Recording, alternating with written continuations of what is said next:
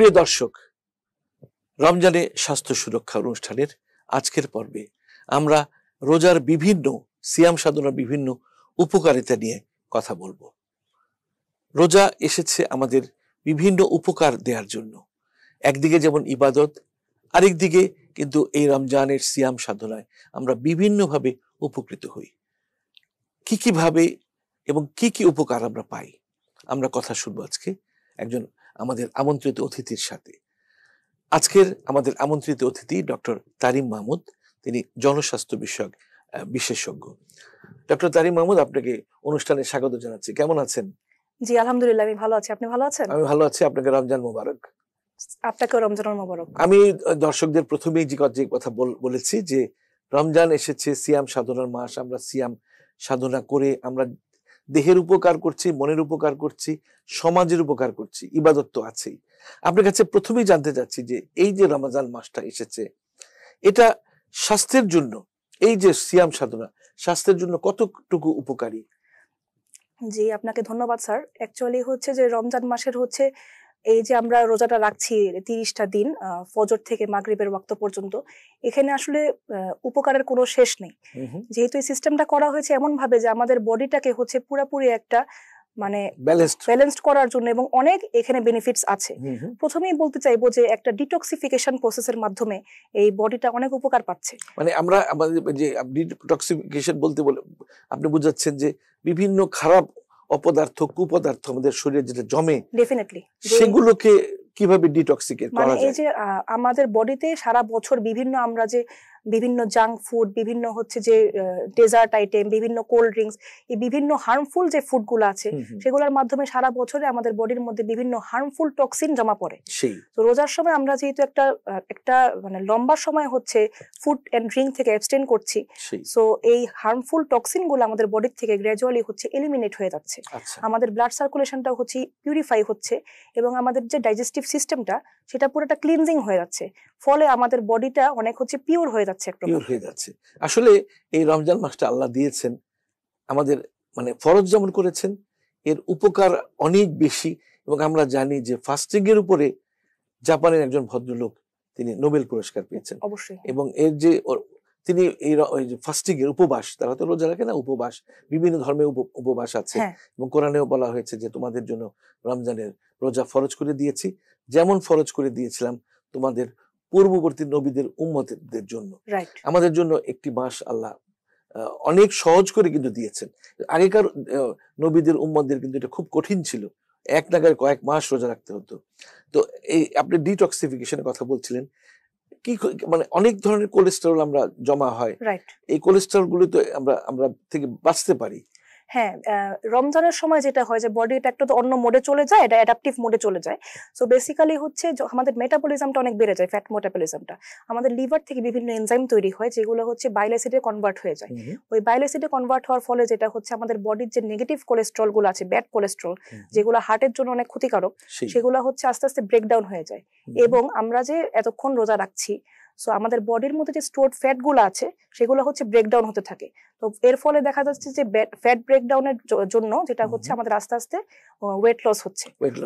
এবং এটার অনেক উপকার আছে, যেমন হচ্ছে যে আমাদের এই রোজা রাখার ফলে যেটা হচ্ছে কিটোন তৈরি হচ্ছে, এই কিটোনটা থেকেও আমাদেরকে বডিতে এনার্জি দিচ্ছে। তো বেসিক্যালি আমাদের কাজ তো বন্ধ থাকছে না রোজার সময়, আমাদের যাদের অফিস করতে হচ্ছে, যার স্টুডেন্ট সে পড়াশোনা করছে, এনার্জি তো লাগছেই।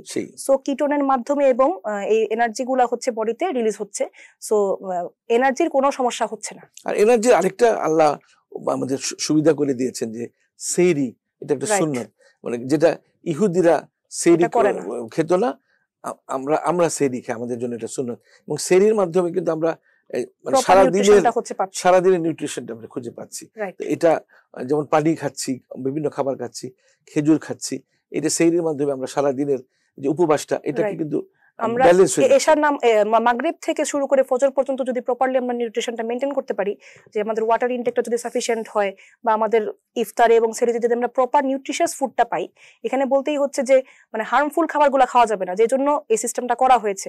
যে আমরা যদি ইফতারের পরের থেকে যদি আবারও সেই ফাস্ট ফুড বা অয়েলি ফুড বা অনেক হেভি ডায়েট খাওয়া শুরু করি, তাহলে কিন্তু সেই বেনিফিটটা আমরা পাবো না। আমাদেরকে ইচ্ছা করতে হবে যে এমন ভাবেই যে নিউট্রিশিয়াস ডায়েট, মানে হচ্ছে fruits, vegetables, high in protein, সেই ডায়েট গুলো আমাদেরকে হচ্ছে ক্যারি করতে হবে। আমাদের একটা মানে রমজানের অনুষঙ্গ হয়ে গেছে যে ইফতারটা হতে হবে খুব তৈলাক্ত, ভাজা পোড়া, বিভিন্ন কাবাব খেয়ে দেখা যাচ্ছে সারাদিন যে আমরা ক্যালোরি বার্ন করলাম তার দ্বিগুণ 3 গুণ ক্যালোরি আমরা ইনটেক করলাম। তাতে করে দেখা যাচ্ছে রোজা আমাদের মানে সুস্থ থাকার কথা ছিল, আমরা অসুস্থ হয়ে পড়ছি, অবেসিটি আরো ডেভেলপ করছে। রাইট, এটা উচিত না, এটা উচিত না।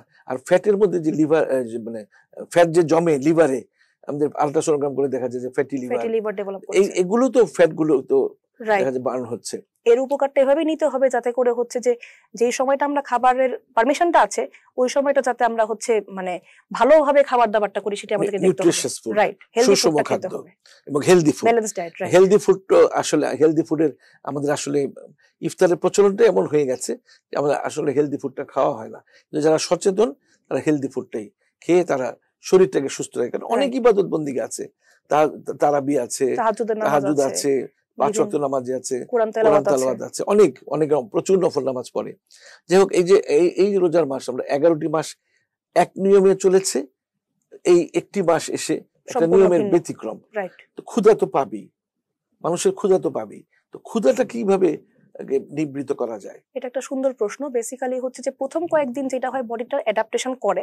সো এই যে আমরা স্টারভেশন মোডে থাকি, ফুড থেকে অ্যাবস্টেইন করি, তো দেখা যায় যে এই আস্তে আস্তে করে বিভিন্ন যে হাঙ্গার হরমোন গুলো আছে ওগুলো সাপ্রেশন মোডে চলে যায়।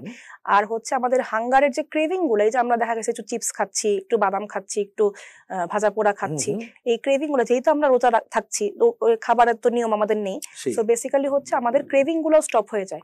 সো এই সবকিছু মিলে আমাদের স্টমাকটা আস্তে আস্তে ছোট হয়ে যেতে থাকে।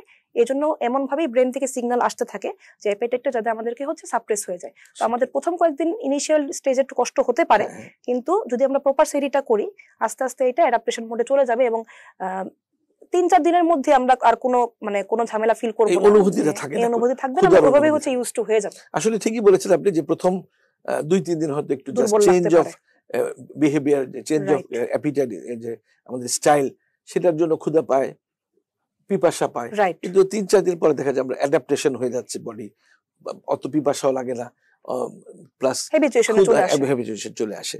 আরেকটা হচ্ছে যে এই যে রমজানের সিয়াম সাধনার মাধ্যমে আমরা ওয়েট লস করতে পারি।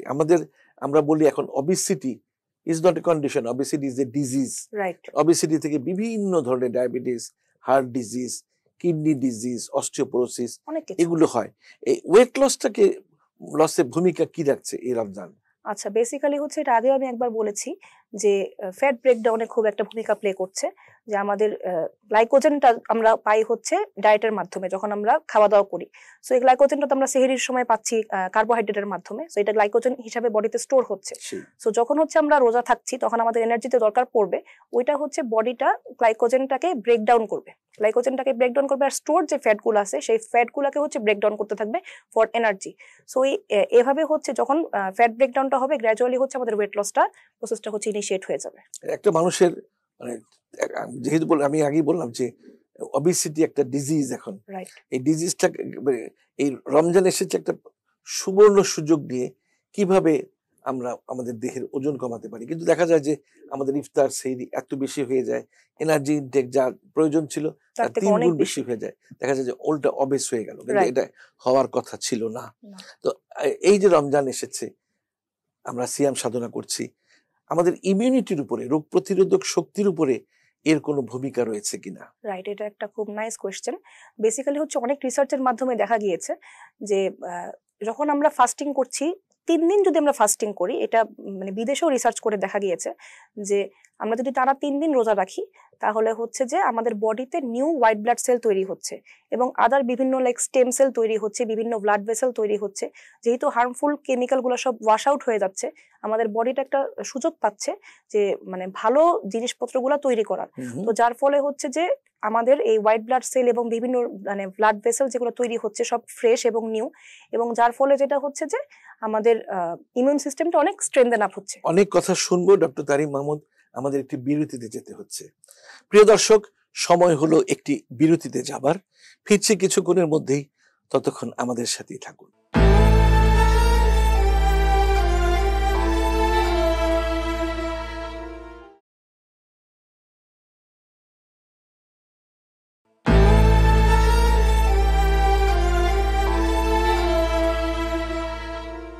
প্রিয় দর্শক, বিরতির পর আবার আপনাদের মাঝে ফিরে আসলাম।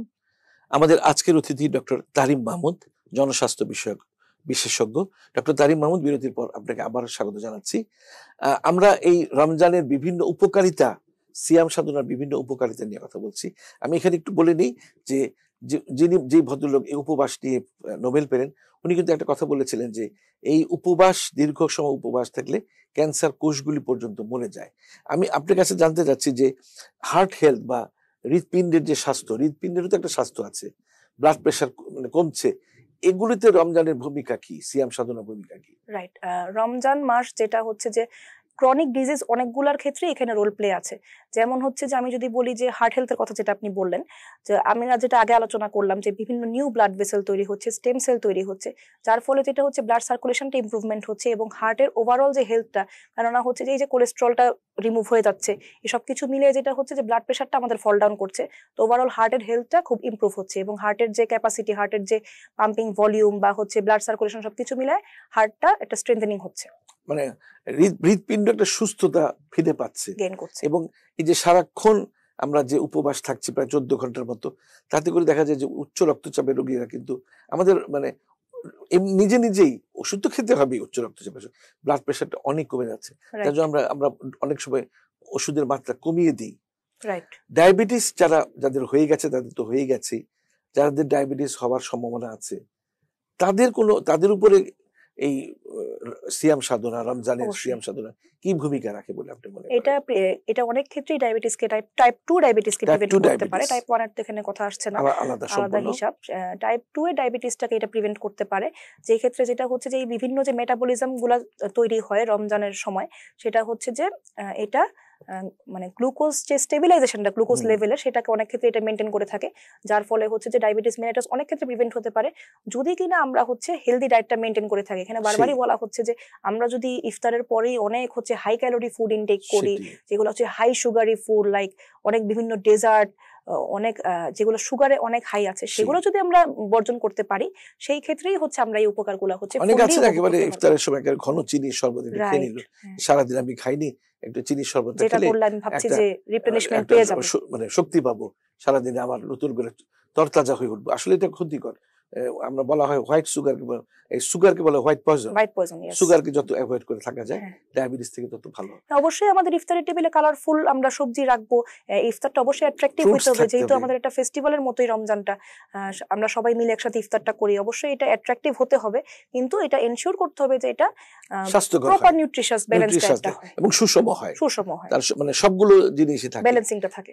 আরেকটা ব্যাপার হচ্ছে যে আমাদের যে মানে আমাদের ইফতারের স্টাইলটাই তো এরকম খারাপ যে বিভিন্ন একেবারে কাবাব থাকতে হবে, বিশেষ করে চকবাজার ইফতার থাকতে হবে, এগুলো খেয়ে কিন্তু আমরা আরো মুটিয়ে যাচ্ছি, ডায়াবেটিস বেড়ে যাচ্ছে, প্রেসার বেড়ে যাচ্ছে, হার্টের ক্ষতি হচ্ছে। আপনি ঠিকই বলেছেন, অ্যাসিডিটির সমস্যা, হাইপার অ্যাসিডিটিতে ভুগছে, তখন দেখা যাচ্ছে যে তার মাগরিবের নামাজ থেকে শুরু করে তারাবির নামাজ অনেক হ্যাম্পার হচ্ছে।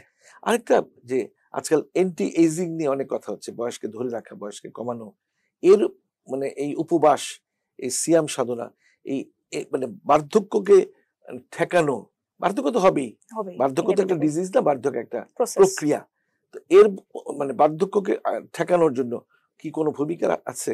অবশ্যই এখানে বিভিন্ন রিসার্চের মাধ্যমে দেখা গিয়েছে যে অ্যান্টি এজিং বা রিজুভিনেটিং প্রসেস যেটা, সেটা রমজানে অনেকটা হচ্ছে ইনিশিয়েট হয়। আমাদের বডির মধ্যে যে হার্মফুল টক্সিনগুলো বের হয়ে যাচ্ছে এবং নিউ যে সব ফ্রেশ কেমিক্যালগুলো তৈরি হচ্ছে, যার ফলে আর বিভিন্ন ইনফ্লামেটরি প্রসেসগুলো সেগুলো হচ্ছে রমজান মাসে হল্ট থাকতেছে। সো সবকিছু মিলে যেটা হচ্ছে যে ফেসের মধ্যে একটা গ্লো চলে আসছে, একটা অ্যান্টি এজিং একটা ব্যাপার আসতেছে, যে সবকিছু মিলে বডিটাও খুব ফ্রেশ হয়ে যাচ্ছে, পিওর হয়ে যাচ্ছে এবং সমস্ত enzyme, hormone, whole process of the body খুব ভালো একটা পর্যায়ে চলে আসতেছে যদি আমরা প্রপারলি এটাকে মেনটেন করতে পারি। আর অ্যাজ আ রেজাল্ট যেটা হচ্ছে যে আমরা একটা ফেসের মধ্যে খুব সুন্দর একটা গ্লো পাচ্ছি সারা রমজান মাসে, মানে ওই ধর্মীয় ভাষায় বলতে গেলে একটা নুরানি চেহারা আসতেছে, মানুষ মানে আসলে মেন্টালি মানে কাম এন্ড কোয়াইট থাকছে, তো সেই জন্য এই ভাবটা আসছে, এই অশুভ প্রতিযোগিতার থেকে নিজেকে নিবৃত রাখছে, সেই জন্য তার মধ্যে এই যে একটা ফেসের মধ্যে যে একটা ভাব আসছে, নুরানি ভাব, গ্লো করা, এগুলো ফুটে হচ্ছে। প্লাস সে মানে যদি হেলদি ফুড, ফ্রুটস, ভেজিটেবল এগুলো বেশি করে খায়, পানি খায়, সাফিসিয়েন্ট পানি, তাহলে কিন্তু সে বেশ মানে অ্যান্টি এজিং একটা অ্যাক্টিভিটিস রাখতে পারে এই Right. রমজান মাসটা। Definitely. রমজান মাসের আসলে অনেক উপকার রয়েছে। আপনি এই যে আমরা নামাজ পড়ি, তারাবি আছে, নফল আছে, 5 ওয়াক্ত নামাজ তো আছে, অনেকে তাহাজ্জুদ পড়ে, বিভিন্ন রকমের নফল ইবাদত নফল ইবাদত রয়েছে। এগুলোর মাধ্যমে তো একটা এক্সারসাইজ হয়ে যাচ্ছে। অবশ্যই। আলাদা করে এক্সারসাইজ প্রয়োজন হচ্ছে না।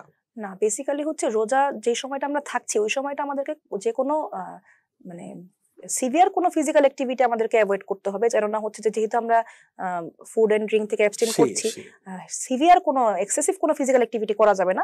নর্মাল নামাজ যেটা আমরা 5 ওয়াক্তের মধ্যে পড়তেই হচ্ছে, প্লাস পাশাপাশি যে নফল ইবাদতগুলো সেগুলো আমরা করছি, এবং দেখা যাচ্ছে যে ইফতারের পরে আমাদের যে তারাবির নিয়মটা আছে সেটা তো হচ্ছে যে একটা ফিজিক্যাল এক্সারসাইজের মতোই করা হয়েছে আমাদের যেভাবে ধর্মে বলা আছে।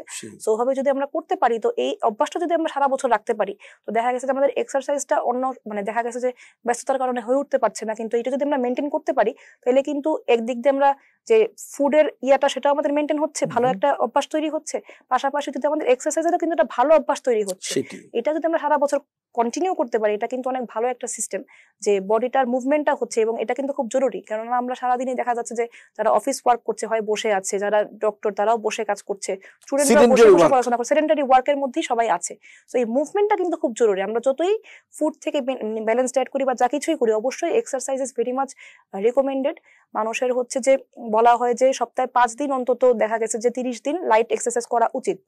ওভাবে মেনটেন যেহেতু করা ব্যস্ততার কারণে হয়েই ওঠে না সারাদিন মানুষের কাজকর্ম বা পড়াশোনার জন্য, সো দেখা গেছে যে যদি নামাজটা ঠিক মতো পড়ে, এক্সারসাইজটা ভাবে মেনটেন করতে পারে। নামাজ তো একটা মেডিটেশন, রাইট, এক্সারসাইজের সঙ্গে সঙ্গে মেডিটেশন, এবং মেডিটেশন কিন্তু অনেক মানসিক শান্তি নিয়ে আসে। আরেকটা হচ্ছে যে এমন এক্সারসাইজ করা উচিত হবে না যে প্রচুর ঘাম হলো, এমনি তো একটা পানির শূন্যতা দেখা দিতে পারে। ইফতার আগে আগে দেখা যায় প্রস্রাব ঘন হয়ে যায়, হলুদ হয়ে যায়, কনসেন্ট্রেটেড হয়ে যায়, অর্থাৎ পানির শূন্যতাতে দেখা যায়। এখন এমন এক্সারসাইজ মানুষ করলো যে ঘাম ঝরানো এক্সারসাইজ, এটা তো একদম উচিত হবে না। কারণ নামাজের মাধ্যমেই আসলে দরকার হলে ঘরের মধ্যে একটু হাঁটা চলাফেরা করলো, আর যদি একটু বেশি খেয়ে ফেলে হাঁটাহাঁটি করলেই, লাইট এক্সারসাইজ করলেই হবে। আসলে রমজান তো একটা মানে একটা প্রশিক্ষণের মাস। সেনাবাহিনীতে যেমন প্রশিক্ষণের মাস আছে, শীতকালীন প্রশিক্ষণ হয়, গ্রীষ্মকালীন প্রশিক্ষণ হয়। এই প্রশিক্ষণটা কিন্তু সারা বছর এই সেনাবাহিনীকে উজ্জীবিত রাখে এবং প্রস্তুত রাখে একটা ভবিষ্যৎ যুদ্ধের জন্য, ছায়া যুদ্ধ হোক বা এমনি সরাসরি যুদ্ধ হোক। ঠিক রোজার মাসটাও আমরা যুদ্ধের জন্য প্রস্তুত থাকি। যুদ্ধের হচ্ছে বিভিন্ন রোগের বিরুদ্ধে যুদ্ধ করার জন্য এই রমজান মাসের এই প্রশিক্ষণটা আমরা যদি গ্রহণ করি, বাকি 11টি মাস কিন্তু আমরা এই যে মেন্টালিটিটা, এটা আমরা মানে থেকে আমরা শরীরকে ভালো রাখবো। আরেকটা হচ্ছে ধূমপান মানুষ করে না সারাটা এই 12 ঘন্টা 14 ঘন্টা, কিন্তু এই ধূমপান ছাড়া প্রকৃষ্ট মাসে রমজান। আপনি কি মনে করেন যে ইফতার খুলেই যে আবার ধূমপান শুরু করে দিল, এটা কি ঠিক? না, এটা মোটেও ঠিক না। বেসিক্যালি হচ্ছে ধূমপান হোক বা যে কোনো ধরনের তার কোনো ব্যাড হ্যাবিট থেকে থাকুক, কোনো রকমের অনেকে মদ্যপান করে, বিভিন্ন ড্রাগের ইয়া থাকে, বিভিন্ন ইভেন আমি বলবো যে যারা মানে বিভিন্ন কোল্ড ড্রিঙ্কস, বিভিন্ন সুগার এডিকশনও কিন্তু একটা কথা আছে। অনেকে ডেজার্ট অনেক বেশি পছন্দ করে, কেক, পেস্ট্রি, হাবিজাবি, তো এগুলো কিন্তু বেসিক্যালি সবই হার্মফুল। যেমন স্মোকিং হার্মফুল, অ্যালকোহল হার্মফুল, বিভিন্ন ড্রাগ। তো এই সব কিছুর থেকে কিন্তু আমরা যদি আমরা রোজার সময়টা মেনটেন করতে পারি, আমি মনে করি যে ইফতার টু সেহরি এই সময়টাও কিন্তু আমরা এটার থেকে হচ্ছে মানে এটাকে আমরা অ্যাভয়েড করতে পারি। এটুকু যদি আমরা মেন্টালি সেট হয়ে নিতে পারি যে না, এটা আমাদের বডির জন্য কোনোভাবেই ভালো না, কোনোভাবেই এটা উপকার না, বরং এটার অনেক অপকারই আছে, তাহলে কিন্তু আমরা এটা একটা ভালো অভ্যাস করার একটা পারফেক্ট একটা টাইম। এখন তো বাজারে অনেক রকমের ফল আছে, পেঁপে আছে, পেয়ারা আছে, তরমুজ আছে, ভাঙ্গিও পাওয়া যাচ্ছে। তো এগুলিতে অনেক পানি থাকে, শশাতে পানি আছে। এগুলো যদি পেট ভরে খেয়ে নেয়, তারপরে তো রমজানের অনুষঙ্গ 2-3 দিন রাত একটু খেলো, সেটা তো খাবেই। রোজার মাসে একটু বুট ভরা মুড়ি না খেলে হয় না, সেটা এমন ক্ষতিকর না। তবে ঘরে বানানো ইফতারটা আমার মনে হয় বেশি ক্ষতিকর। ডক্টর তারিম মাহমুদ অনুষ্ঠানে এসেছেন, আমাদের দর্শকদের এই জনস্বাস্থ্য বিষয়ে অনেকটা সচেতন করেছেন। অনুষ্ঠানে আসার জন্য আপনাকে অনেক অনেক ধন্যবাদ। আপনাকেও ধন্যবাদ। প্রিয় দর্শক, আমরা এতক্ষণ ডক্টর তারিম মাহমুদের কাছ থেকে অনেক মূল্যবান কথা শুনতে পেলাম। কিভাবে ভালো থাকা যায়, কিভাবে শরীরকে এই সিয়াম সাধনার মাধ্যমে উজ্জীবিত করা যায়, সুস্থ রাখা যায়, ডক্টর তারিম মাহমুদ কিন্তু ভালো করে বুঝিয়ে বলেছেন। প্রিয় দর্শক, আমরা অনুষ্ঠানের একেবারে শেষ প্রান্তে এসে পৌঁছে গেছি। আমরা ভালো থাকুন, সুস্থ থাকুন, নিরাপদ থাকুন।